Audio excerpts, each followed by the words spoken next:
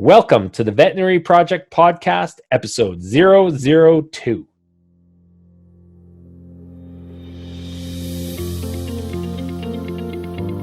Welcome to the show created by vets featuring absolutely no pets. This is the Veterinary Project Podcast, hosted by Dr. Michael Bugg and Dr. Jonathan Light. Our resident veterinarians have swapped out their stethoscopes in favor of microphones to bring you the Veterinary Project Podcast, a show focused on real conversations, aimed to connect this amazing profession full of remarkable people. Through the sharing of collective stories and wisdom, and connecting over the many unique challenges we face, we invite you to join our community of veterinary professionals leading intentional lives. And now, here are the hosts of the Veterinary Project Podcast, Dr. Michael Bugg and Dr. Jonathan Light. Hi, everyone. You are back with Dr. Jonathan Light and Dr. Michael Bugg. Mike, how you doing today? I'm doing very well, Johnny. Beautiful weather out here in lovely Saskatoon. Excellent. It's the 1 or 2 months where it's nice out there at this time of the year, which is pretty good. We might be coming your way in a couple of weeks. I hope so. Be great. I hope so too. Get the kids playing together. It's be a lot of fun. What's going on in Mike's world these days? We've been taking advantage of the nice weather. I was in the paddling pool yesterday with Riley, so that was pretty sweet. Working on some real estate stuff, but this podcast, just making sure we're just getting off the ground. Kind of learning how to keep up to date with all the social media stuff that's going out, getting it scheduled, and it's been fun. I'm really enjoying the learning process. Yeah, we're getting in there. We're getting some guests lined up, and I'm super pumped. Like we have people reaching out on Instagram, we have people reaching out on Facebook, people reaching out on LinkedIn, and it's kind of cool. Like even this morning, you were telling me we've got a couple from across the pond. I'm like, no way! Like that's exciting. It seems like we're making some impacts, and that's what we're after. Absolutely. Yeah. We said this when we started, we don't really know where it's going to end up. We still don't, but I'm excited to just keep running with it. Me too. And it's already molding, and that's no different for our guest today, which is going to be a really great conversation to listen to. Wow. Impactful individual, Dr. Craig Mosley, and National Medical Director with VCA Canada. We'll get into the bio right away. But before we do that, Mike, take over. What is our quick tip for the day? All right. Okay, this one, you got to bear with me. I'm going to take you on a little journey. So it's not so quick of a tip. But I'm building off of, it came to me when I was in the paddling pool with Riley yesterday. And this one, I have to give credit to a really good friend of mine. His name is Jamie Gruber. He's my accountability buddy. He lives down in Michigan. He's got 2 small boys. I believe they're 2 and 5, and they own a pool. And this will become really important in the story here. So him and I were talking, and we get into some pretty deep conversations. And we were talking about like our future self and how we want to show up, like, in our businesses, as husbands and as fathers. And he had this epiphany, because his kids are always sort of, saying like, hey, Daddy, come play in the pool, come jump in the pool, come swim with me. Okay. And he said, after a long day of work, sometimes he just wants to sit on the pool edge or the pool deck, and have a drink and just sort of decompress. Yeah. And he was thinking, he's like, what would my future self do? Like that great, amazing father, what would he do in this situation? And the answer is that great father would jump in the pool and play with his kids. So he's reframed it, and he says he now makes all of his decisions based on what would his future self do. So that's my not so quick tip for the day, is to kind of, when you're making decisions in the present, is to make them from the viewpoint of that future self of yours. And then further to that, whenever life gives you an opportunity to jump in the pool, just jump in the damn pool. Just grab it. Yeah, That's my quick tip. Thanks for the quick tip today. And I would say our Veterinary Project Podcast and the project we're being a part of is jumping in the pool right now. So excited to be in that pool with you, Mike. Thanks for sharing. moving forward, I have the pleasure of introducing Dr. Craig Mosley today and walking through a short bio in advance of getting into the interview. Craig graduated from the Ontario Veterinary College at the University of Guelph. He completed a residency and a Master's of Science program in veterinary anesthesia. He's been actively involved in many facets of veterinary medicine since graduation, including, but not limited to, mixed animal practice, critical care medicine, teaching, management, anesthesia in both private and academic practices throughout North America. Dr. Mosley's varied experiences have provided him with the foundation for his practical and real-world approach to anesthesia and pain management. His wider interests in veterinary medicine include innovations in veterinary medicine, the science of clinical decision-making, and medical errors. He's currently the National Medical Director, Specialty Medicine for VCA Canada, as well as works part-time as a staff anesthesiologist at VCA Canada 404 Veterinary Emergency and Referral Hospital in Newmarket, Ontario. In his spare time, Dr. Mosley spends time exploring the outdoors with his veterinary anesthesiologist wife and 2 daughters. Without further ado, let's get into it. Craig, thank you very much for joining us this afternoon. This is fantastic, and we're excited to get into some great conversation with you and hear a little bit more about Dr. Craig Mosley. I've had the opportunity to work with you closely over the last 2.5, 3 years. Mm-hmm. And so this conversation, I think, is going to go a little bit differently, which I am really looking forward to. So for those in the audience that don't know about you, tell us a little bit about yourself and where you find home now. Yeah, well, thanks, Jonathan. It's actually pretty awesome to be here, and I'm super stoked to be part of this project. I don't know where to start about telling about myself. I mean, obviously, I'm a veterinarian. I'm a veterinary anesthesiologist. Done a lot of different things over the course of my career, including practicing in academia as well as private practice in both U.S. and Canada. Done a lot of teaching, a little bit of management. And sort of a lot of other things in between, and also did some primary care practice, and now I'm in Uxbridge, Ontario, which is an awesome place to be right now. It's beautiful, and summer is perfect. Nice. And your role right now, where we work together, was with VCA Canada, where you're the National Medical Director, and then on top of that, you're a staff anesthesiologist, correct? Yeah. So now I'm currently a National Medical Director of Specialty Medicine for VCA Canada. Yeah. And unfortunately, I'm not doing as much clinical work as I would like to be doing. Yeah. And that was largely just due to my travel schedule and trying to coordinate it with the clinic schedule. But yeah, I still try and do clinical practice, and I still try and keep my foot in there, still try and do a lot of consults or whatever I can to help out fellow clinicians and that sort of thing. So yeah, that's kind of where I'm at right now. Definitely not where I thought I would be. Let's put it that way, though. And so I want to go into that a little bit because I feel it's really important. There's a lot of veterinarians out there that think when they get out of school, they're going to be in that same trajectory within that same framework for the next 30, 40 years. And in setting up for this podcast, both Mike and I chatted about, we need to get Dr. Mosley on this podcast because you are the epitome, in my view, of someone that's not done that. Your trajectory has gone here and up and over. And I respect that so much from a person that looks at what you've accomplished. And even though it's hard to see it that way sometimes, I think of it as a huge accomplishment. So tell us a little bit, if you can, has this been something that has always been in you in different experiences in life, or has that just been the way your career has played out?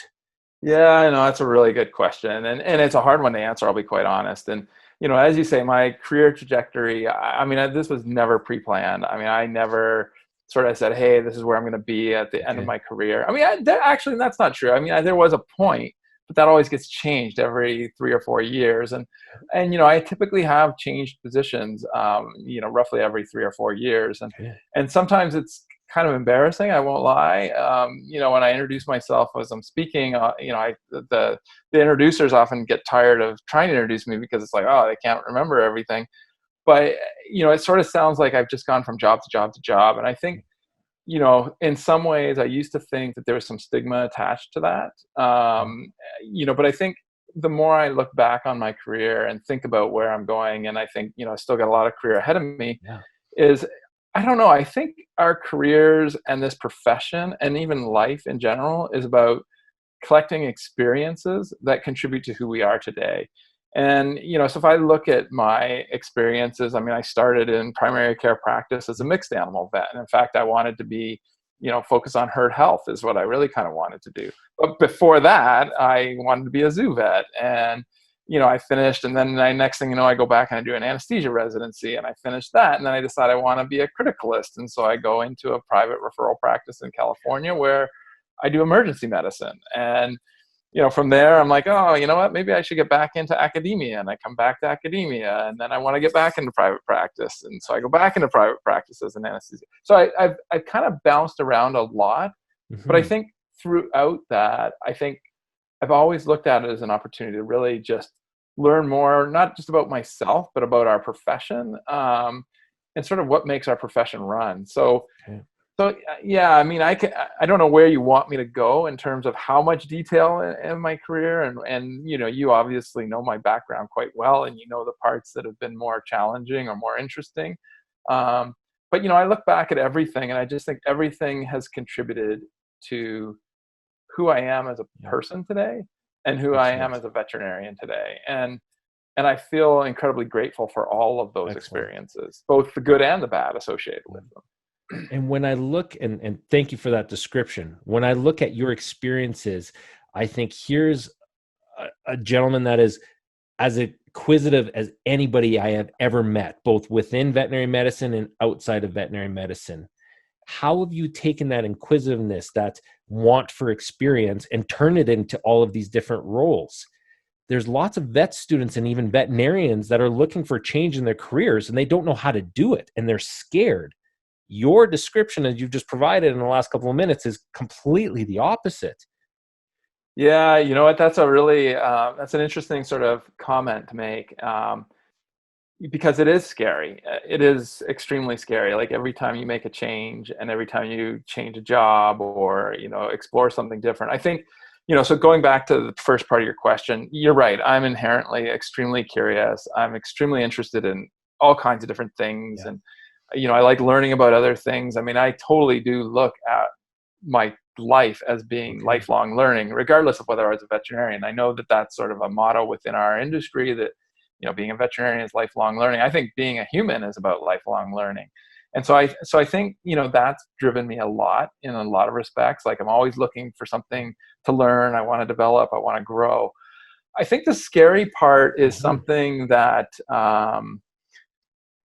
if I think back and I look at myself, and if I did any self-reflection or self-examination, I'm actually inherently an extremely shy person, but I had to learn that I couldn't be that way all the time, and that there was times where I had to be more socially engaging, or I had to be out more. And my first experience was really working in a variety store as a teenager, where I really had to overcome that fear, basically, or I had to realize that I can do this. And I'm actually afraid of heights, and to overcome that, I became fairly ambitious climber, and I used to do a lot of climbing. And so I think when I look at my career and I look at the challenges that we face, I sort of feel like you almost get more reward by doing some of the things that are the scariest, or that may be the hardest. And what you'll find is, I think anyway, is it's not necessarily hard. It's not necessarily that scary once you kind of break it down. Like, at the end of the day, I think as a veterinarian, we are so fortunate that we can always work. Like, Agreed. It's really a decision not to work as a veterinarian. Like, even if I'm an anesthesiologist, I can still go back and practice primary care, albeit I would need a lot of upgrading. And I take my own animals to a primary care veterinarian because I don't feel qualified, but I'm still a veterinarian. And so I still have that trade to go back to. So I feel like as a veterinarian, that's one of the great things about being a veterinarian, is we've got this massive safety net. Like, if you're a veterinarian, you want to go become an organic farmer, you can do it, and you've got a net to fall back on. If it doesn't work, you've always got this safety net. And so to me, that's one of the things that I felt is a massive privilege about being a veterinarian, is that we always have that. Like, and there's not a lot of professions that could say that, right? Like, you think about a lot of other professions, or not professions maybe, but a lot of other jobs. You don't have that safety net. If you lose your job, or if it doesn't work out, or you're an entrepreneur, switching up, you're done. Whereas we've always got something. So for me, I think that's sort of, the curiosity, the desire to have new experiences, but I think also knowing that it's going to be okay. At the end of the day, it's going to be okay. How do you get over that fear factor, and in that being scared to take on something that you're fearful of, whether it's a physical thing like being scared of heights, or changing roles, changing jobs, changing your I guess specialty within? You've been a criticalist, you've been a GP, you've been now an anesthesiologist. How have you acquired the skill to get over that? Because there's a lot of people there that get in their own heads and cannot turn. They can't see past their own fear. Yeah, and I don't know if I have a really good answer for that. And I do have to correct. I've never been a criticalist. Okay, excuse me. You've worked in a setting that where I did that kind of job. Care services. Yes. Yeah, exactly. With that. You know what?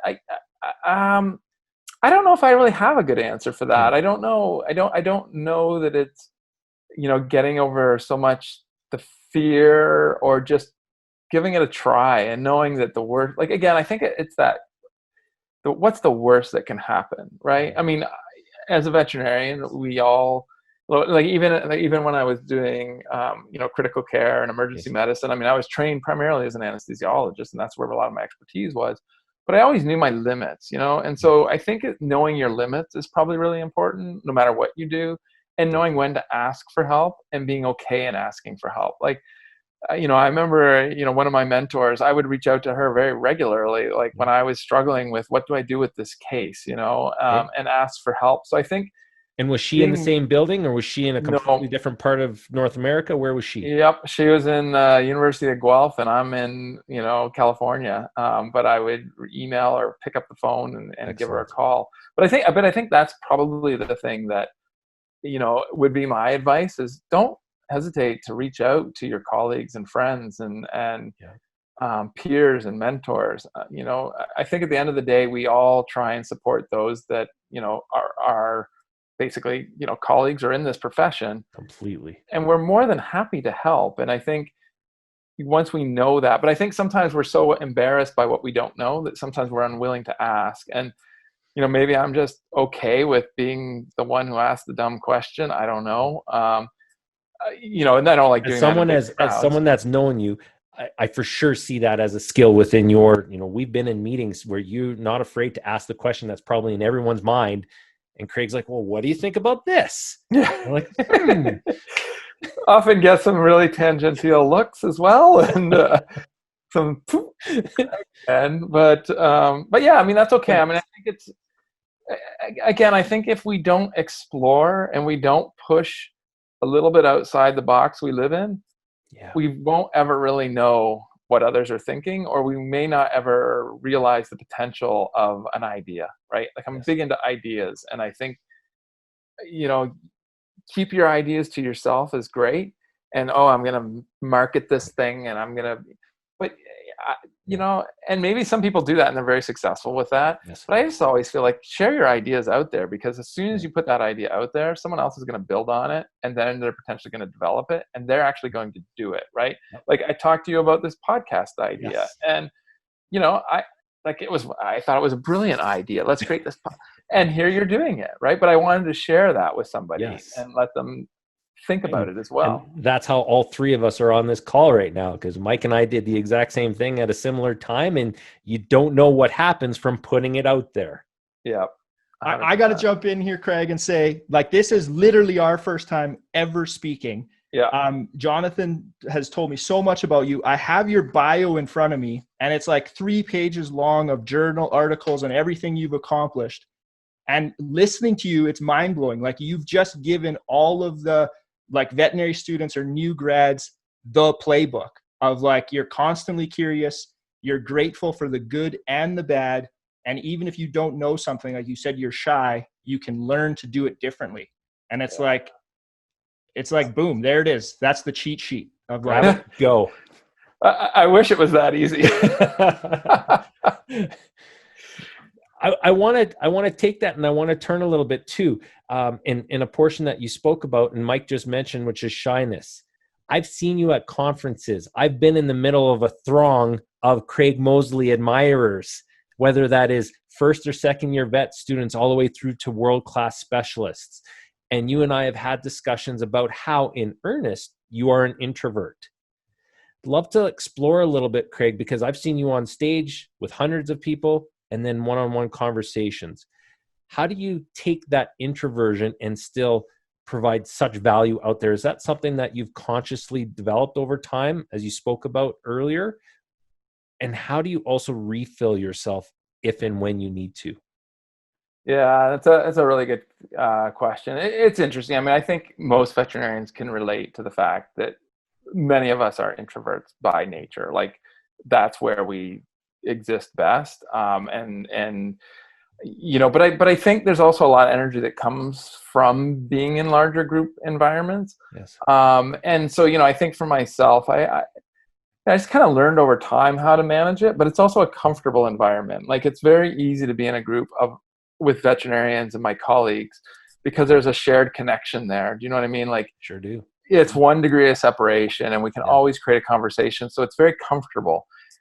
And so I think that's why I'm able to do it in that type of environment. I think if you stuck me in a completely different environment, stuck me in a room with people from all different backgrounds and different industries, and I'd probably struggle a little bit more.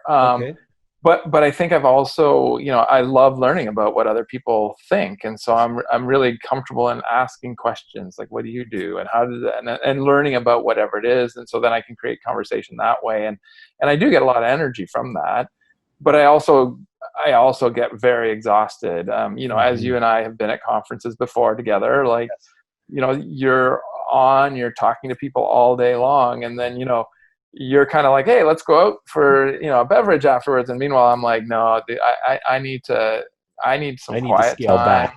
Just sit quietly. And so, yeah, I mean, I recharge just by that quiet time. And you know, oftentimes it's time spent outdoors or, you know, in nature. I mean, that's for me where I really, you know, can rejuvenate, and just having that time just to sort of quiet reflection and just think about what, you know, the day has been and the good, the bad of it. But yeah, I mean, I think a lot of veterinarians, I think by nature, a lot of us are introverts, although I have met a lot of extroverts who just, you know, and even that terminology like introvert, extrovert, you know, I don't even know that it's that well defined. You know, I listened to a really good interview. I want to say it was maybe, oh my God, one of the podcasters anyway. And he interviewed this famous woman who's, you know, this world-renowned speaker, like all over the place, but she is incredibly shy as a person.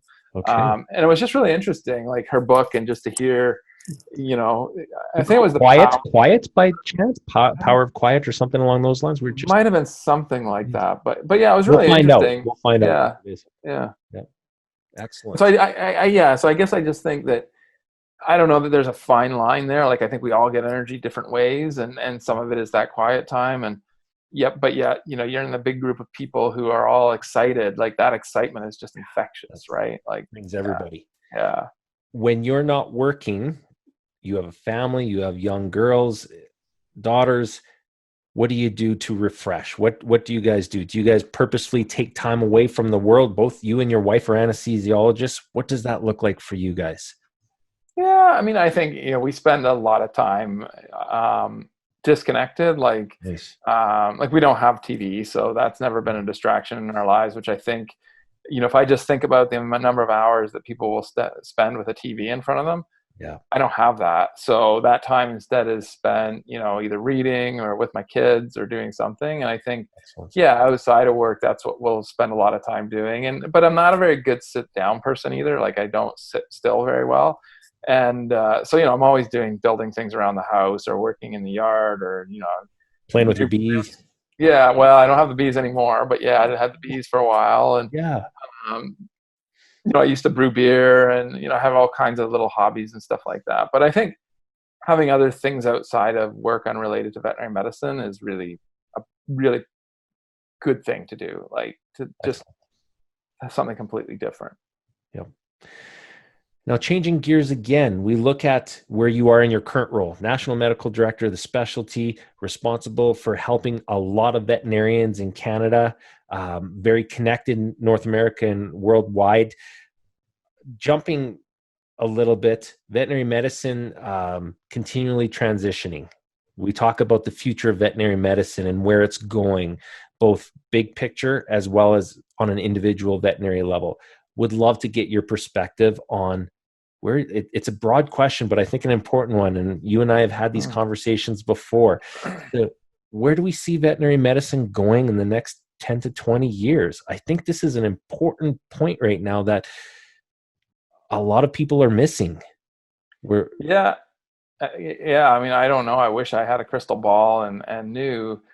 I do think as a profession, just like most of the professions, we're subject to changes associated with the way that information is now available, right? I mean, there's a book called The Future of the Professions that I encourage everybody to read, but in it, they talk a lot about the fact that, historically, professional expertise was passed orally from one person to the next. And so, obviously you couldn't pass that to 100,000 people. You could just pass it to one, and then that person became skilled.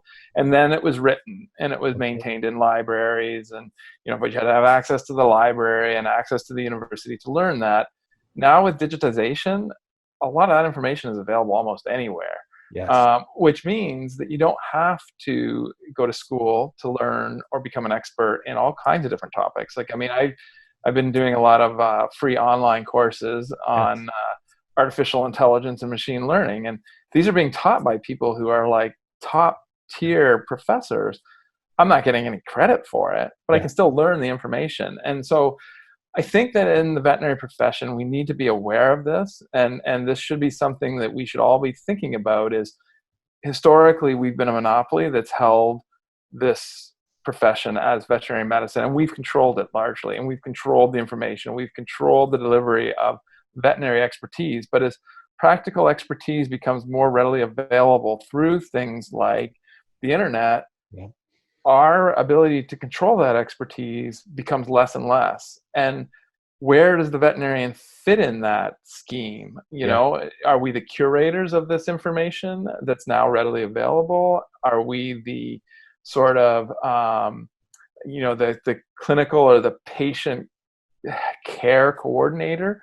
I don't know where we're going to end up with as a profession, but I think we need to be thinking about the future and recognizing that, just like the automobile disrupted our industry, like turned it from like basically on its head. Like if you think about what veterinarians did historically, like before the automobile, we basically looked after cows and horses. The horses were the automobile. Well, then that went away. Well, a lot of jobs and a lot of horses also went away, which means the veterinary profession had to change. And we did. And then we became, this small animal component. And now that's the biggest part of veterinary medicine. Well, as information continues to get digitized, and as machine learning becomes more powerful and AI becomes more powerful, it's conceivable that many of the things that we think are only in the realm of a veterinarian could be done to some degree by AI and machine learning. And, the same thing is happening in other professions, accounting, law. If you look at human medicine, there's a great book by a fellow, Eric Topol. The Patient Will See You Now, and then he's got another one that he just released. Its name is escaping me. Oh my God, I don't know why it's escaping. But if you read what he writes, AI will never replace what you and I do as a veterinarian, but it'll augment what we do. And I think if we ignore that, it's at our own peril, because other groups will come in and start making that information available. Like I've always said, listen, if you could create an AI that scoured the internet for information on a disease process, a client could go onto that AI platform, put in their animal's disease, maybe enter some lab data, because, hey, we're going to have lab data that, you're going to be able to take a sample from your dog's saliva, send it in and get a biochemistry done on the dog and probably get its genetics done and everything else. If you could feed that into an AI on the computer, and the AI can tell you, this is probably what your dog's disease is, and this is what the treatment is that practicing veterinary medicine? Yeah.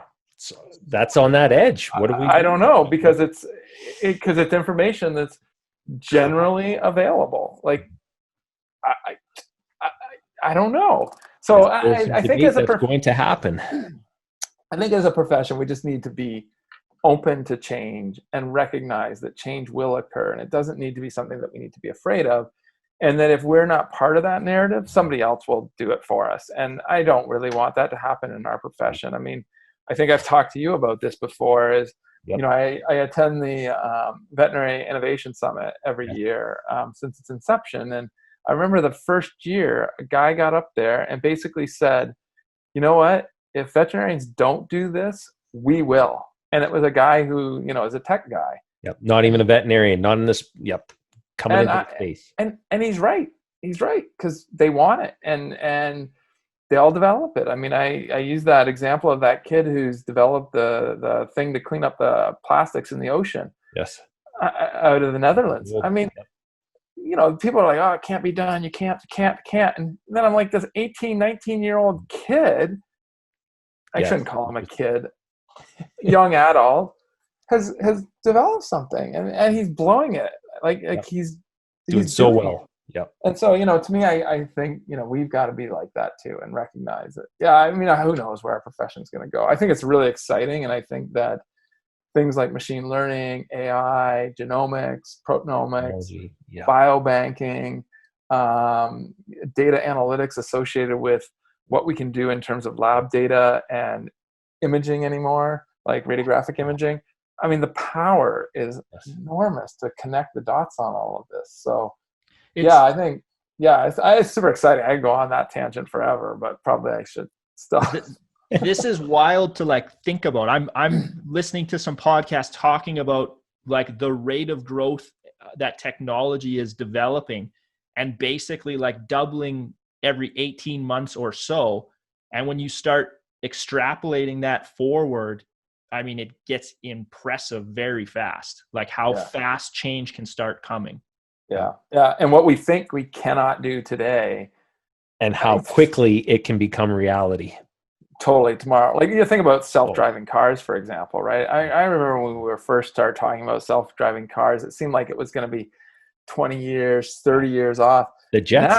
Now, arguably, you can buy a Tesla and get that extra package or whatever it is. It's essentially a self-driving car. You can't use it that way on the roads legally, but technically it can drive. Can get there now. Yep. Like, it's incredible. And where is that going to carry us in veterinary medicine, and what kind of technology that we don't even know exists yet is getting built right now as we speak? Yeah, and jobs that never existed, like social media guru. Like, what the heck? That didn't exist when I graduated from vet school. Podcast host, that didn't exist. No. And yet here we are, right? So I think it's exciting. I mean, and I guess I'm not a person who's necessarily an early adopter of technology, but I am a person who, I appreciate that it's part of our reality, and it's just like the best Go player in the world is not an AI nor a human. It's an AI and a human working together. Yep. And that's where I see us as a profession. We need to recognize that there's tools that can help us do what we do better, and not be afraid of them, and not be afraid of being displaced, because I don't think we'll ever be displaced.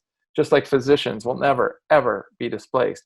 But what our jobs look like may differ, but it may allow us more time to do the things that AI will never be able to do, which is that human compassion piece. I mean, AI is never really, well, I shouldn't say never, because who knows, but there's that piece that it won't do. I mean, it can consume data, and it can come up with objective findings better than you and I can, but it can't do the others.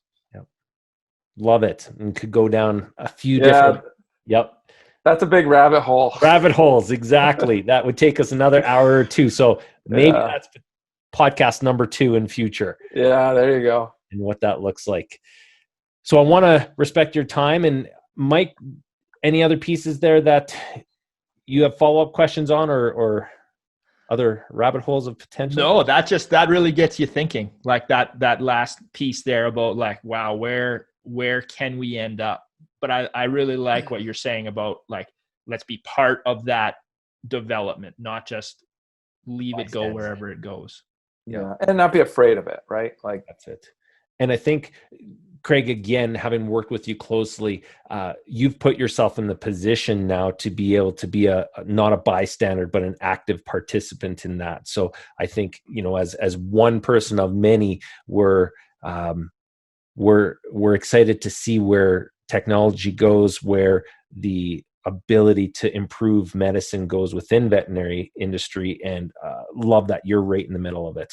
We need thought leaders, because you are a thought leader, and I've seen that in place before, and we need more of you out there. So it's great. No, I can't. I have to say, regardless of your role or whatever we do, I mean, this is us. Like, this is us, and it's not, So yeah. I mean, I have to reflect and be a little bit like, no, hey, I'm not in any position different than anybody else necessarily.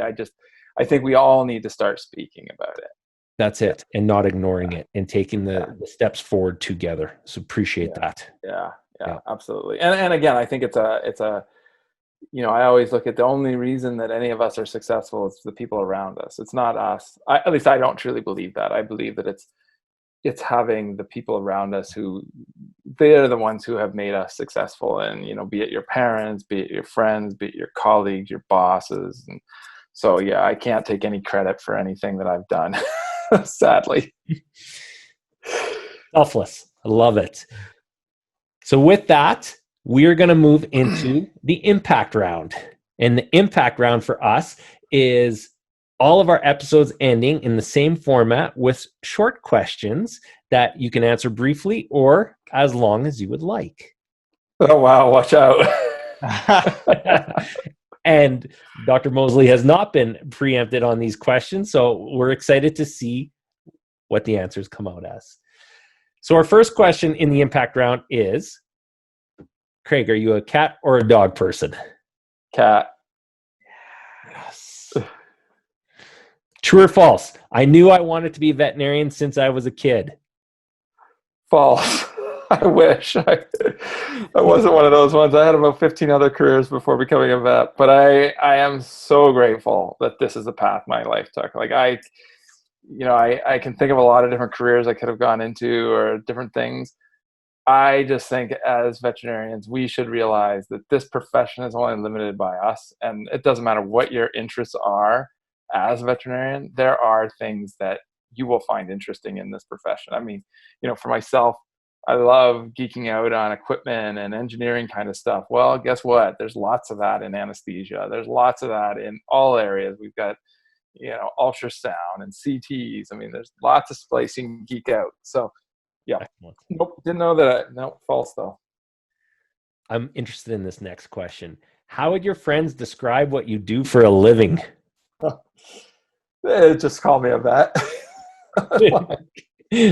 Like, I don't, honestly, it's so interesting because, obviously when I was practicing as a primary care doctor, I think a lot of people understood what that was. Mm-hmm. Then when I became an anesthesiologist, everybody's like, what do you do? Like, we don't even get that. Like, and then, in my role now, I don't even really try and explain it. I'm just like, yeah, I just work with this company. It's awesome. And, it's a good group of people. And I just leave it at that. Nice. What is your favorite hobby right now? And I'm adding right now in there.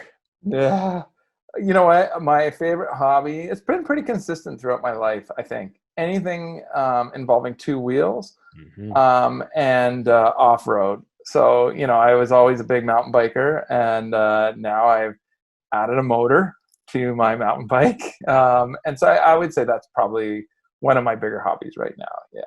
And it's one that I can do easily from my house. And it's nice because it's just quiet. You're in your own head and your own space, and away you go. Way to get away. What in this world are you most grateful for? What would I say? That's a tough question.